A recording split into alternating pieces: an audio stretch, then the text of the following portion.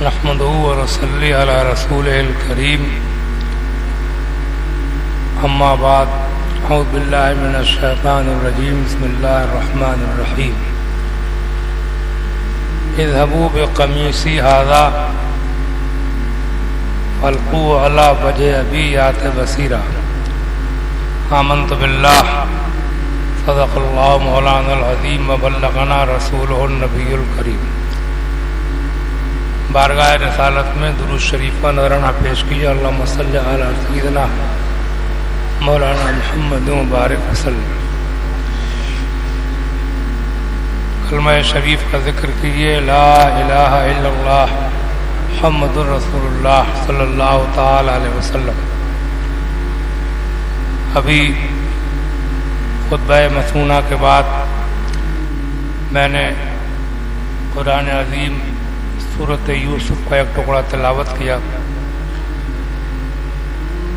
اذهبوا بقمیصی ھذا فالقوه علی وجه ابی یات بصیرا، میری یہ قمیص، میرا یہ کرتا لے جاؤ اور میرے باپ کے چہرے پہ ڈالو تو ان کی آنکھوں کی روشنی بینائی واپس لوٹ آئے گی۔ یہ یوسف علیہ السلام نے اپنے بھائیوں سے کہا تھا جب آپ مصر کے بادشاہ بن گئے تھے اور آپ کے بھائی لوگ جنہوں نے آپ کو کنویں کے اندر پھینک دیا تھا بچپن میں،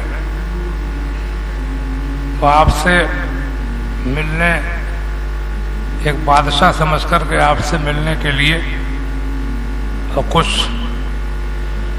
ساز و سامان غلہ وغیرہ لینے کے لیے جاتے تھے۔ سوکھا پڑا ہوا تھا،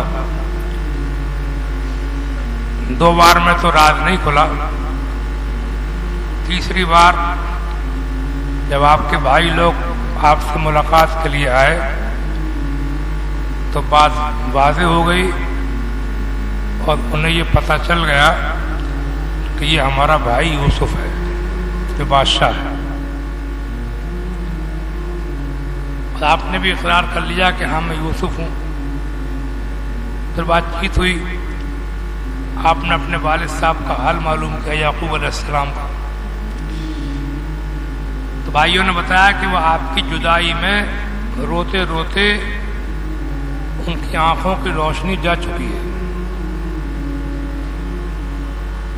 پھر جب یہ لوگ واپس ہوئے تو یوسف علیہ السلام نے انہیں اپنا کرتا، اپنی قمیص عطا فرمائی۔ اذهبوا بقمیصی ھذا، قرآن شریف میں ہے اذهبوا بقمیصی ھذا، میری یہ قمیص لے جاؤ، والقوه علی وجه ابی، اور اس کو میرے باپ کے چہرے پر ڈال دو، فرتد بصیرا، تو ان کی جو روشنی چلی گئی ہے وہ واپس آ جائے گی۔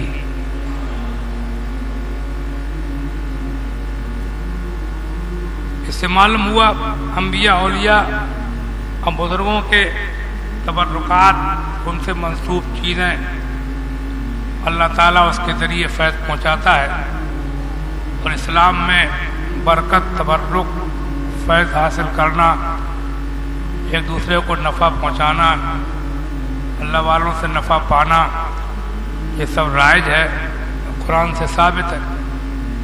میں نے اس سلسلے میں کچھ حدیثیں آپ کو سنائی تھیں، ایک حدیث آج بھی آپ کو سناؤں بخاری شریف کی۔ ایک مرتبہ اللہ کے رسول سید عالم صلی اللہ علیہ وسلم غزوہ طائف، غزوہ کہتے ہیں لڑائی کو، جنگ کو، طائف کے میدان میں جو جنگ ہوئی تھی اس جنگ سے واپس تشریف لا رہے تھے اپنے صحابہ کے ساتھ۔ مکے سے کچھ فاصلے پر جعرانہ نام کا کوئی مقام ہے، وادی ہے، علاقہ ہے، وہاں پر آپ کا قیام ہوا، ٹھہرے، اور آپ کے صحابہ بھی۔ صحابی کہتے ہیں کہ وہاں قیام کے دوران دوپہر کے وقت حضور صلی اللہ علیہ وسلم اپنے خیمے سے باہر تشریف لائے، وضو کے لیے پانی منگایا، وضو فرمایا، اور جب آپ وضو فرما رہے تھے تو وہاں پر جو صحابہ تھے وہ آپ کے وضو کے پانی کو لے کر کے اپنے چہروں پر مل رہے تھے۔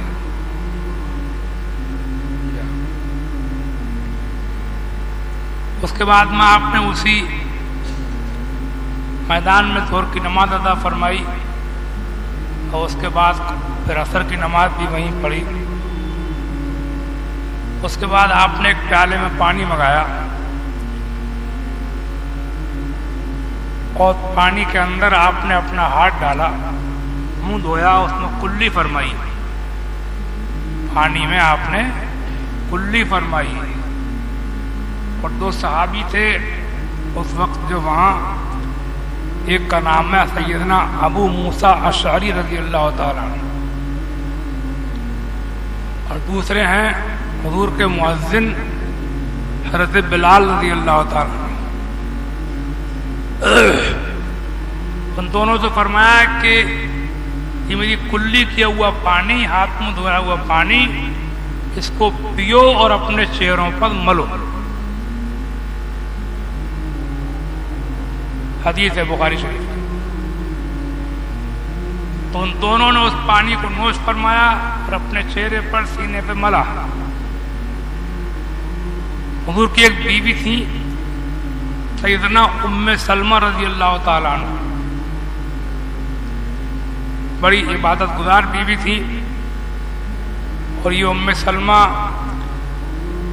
تمام بیویوں میں سب سے بعد تک دنیا میں رہی۔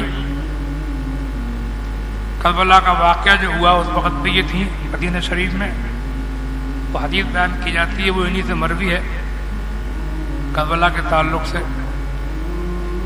یہ ام سلمہ اس وقت آپ کے ساتھ تھی، یہ خیمے سے دیکھ رہی تھی کہ حضور نے پیالے میں پانی منگا کر، ہاتھ منہ دھو کر، کلی کر کے حضرت بلال اور حضرت ابو موسیٰ اشعری سے فرمایا ہے کہ اس کو پیو اور اس کو اپنے چہروں اور سینوں پر ملو۔ یہ سن رہی تھی، دیکھ رہی تھی۔ حدیث میں لکھا ہے فَنَادَتْ أُمُّ سَلْمَةَ أَنْ أَفْضِلَا لِأُمِّكُمَا فَأَفْضَلَا لَهَا طَائِفَةً مِّنْهَا۔ تو ام سلمہ نے خیمے میں سے آواز لگائی، پکارا، نادت ام سلمہ، ندا دی، پکارا، ان افضلا لامکما، اے ابو موسیٰ، اے بلال، تھوڑا پانی اپنی ماں کے لیے بھی چھوڑ دو۔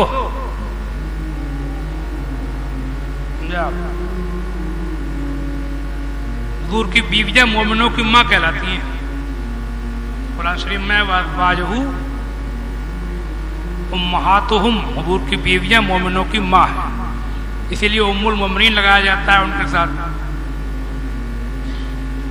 تو انہوں نے اندر سے آواز دی، ان افضلا لامکما، کچھ پانی اپنی ماں کے لیے بھی چھوڑ دو۔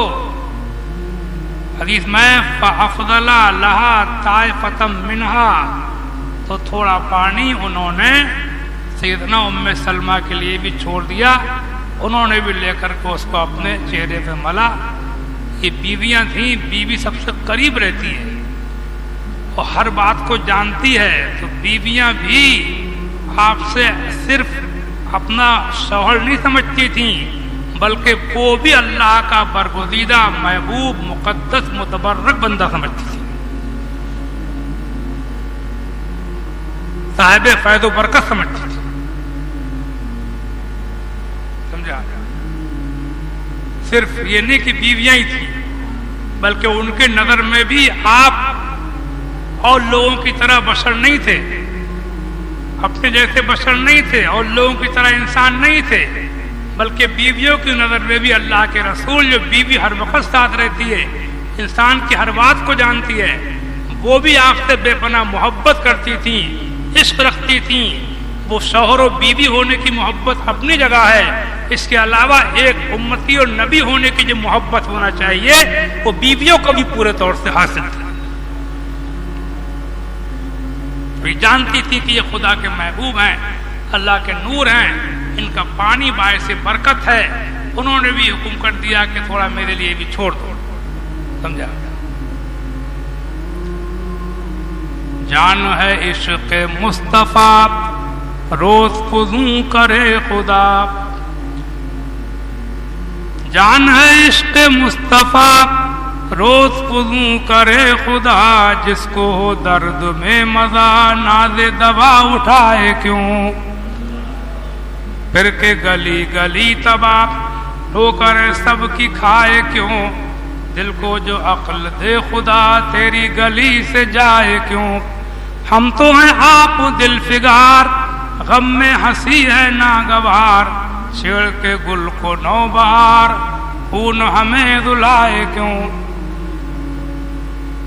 یہ بات چل رہی تھی، وہی مجھے بیان کرنا تھی کہ اللہ تعالیٰ کے فضل و کرم سے اللہ نے ہم آپ کو وہ مذہب و عقیدے عطا فرمائے ہیں کہ ہم اللہ والوں کو اپنا جیسا بشر نہیں سمجھتے، بلکہ ان کو ہم یہ سمجھتے ہیں کہ وہ باعث خیر و برکت ہیں. وہ اللہ کی طرف سے ہم لوگوں کے لیے اللہ کی رحمت ہے. حدیثوں سے یہ بات سب ثابت ہے. اللہ تعالیٰ قبول فرمائے. اور آئندہ بھی انشاءاللہ اس سلسلے میں اور احادیث آپ کو سناؤں گا. اب آپ لوگ سنتیں پڑھیے. السلام علیکم ورحمۃ اللہ وبرکاتہ.